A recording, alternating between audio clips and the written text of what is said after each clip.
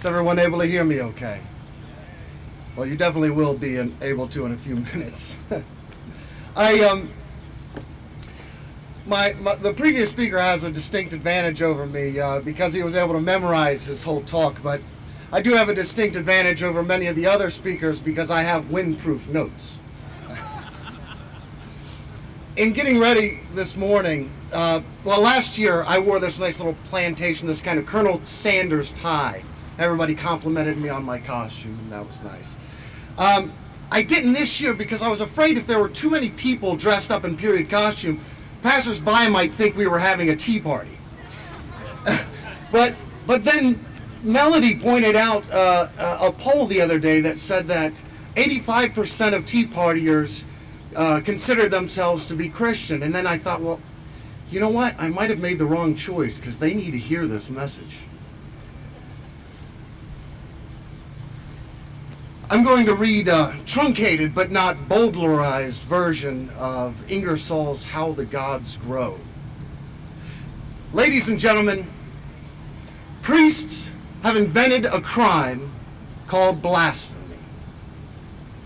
The crime is the trenches in which ignorance, superstition, and hypocrisy have cowered and crouched for thousands of years to shoot their poisoned arrows at the pioneers of human thought.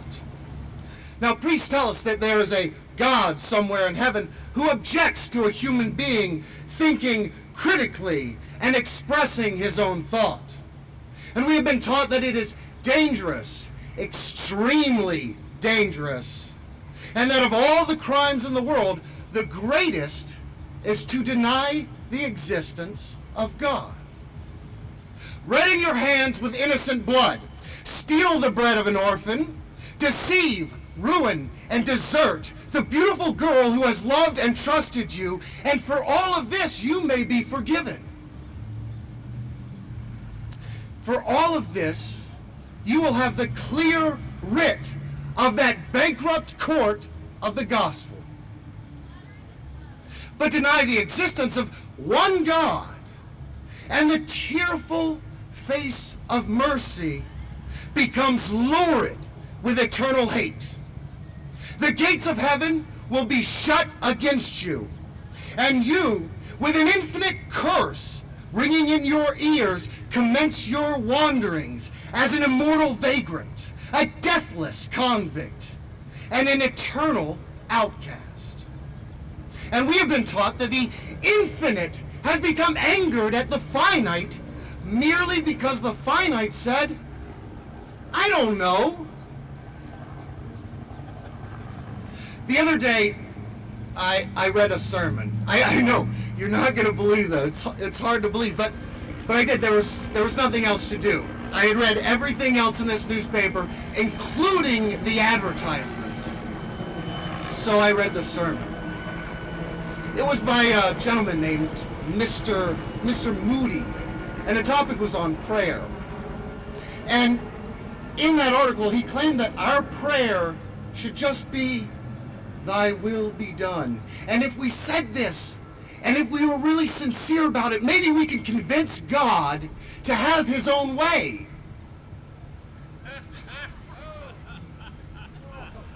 And he gives an illustration of this.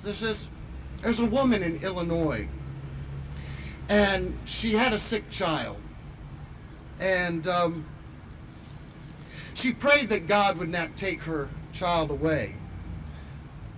She didn't pray, thy will be done. No, she prayed what anyone who may pray to a God would pray. She said, I cannot give up my baby.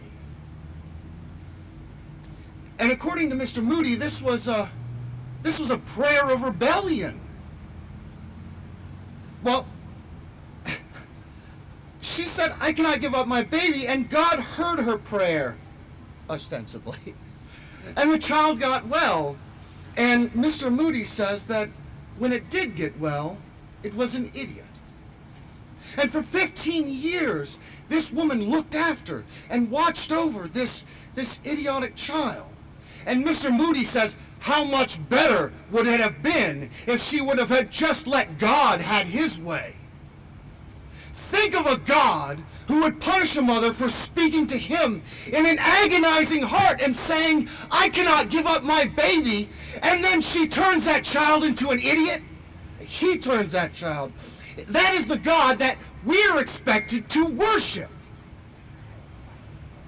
They say to me that God has written a book, and I'm glad that he did, because it is because that book, and it is by that book that I will judge him. I find in that book that it is a crime to eat of the fruit of the tree of knowledge. I find that the church has always been the enemy of education. I find that the church still carries the flaming sword of ignorance and bigotry. And if all of that is true, ought we not, after all, to thank the devil? He was the first schoolmaster. He was the first to whisper liberty in our ears. He was the author of ambition and progress. And as for me, give me the storm and tempest of thought and action rather than the dead calm of ignorance and faith.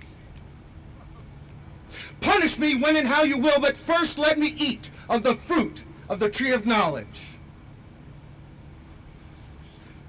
You hate a God like that. I do. I despise him. And yet little children in Sunday school are taught that infamous lie.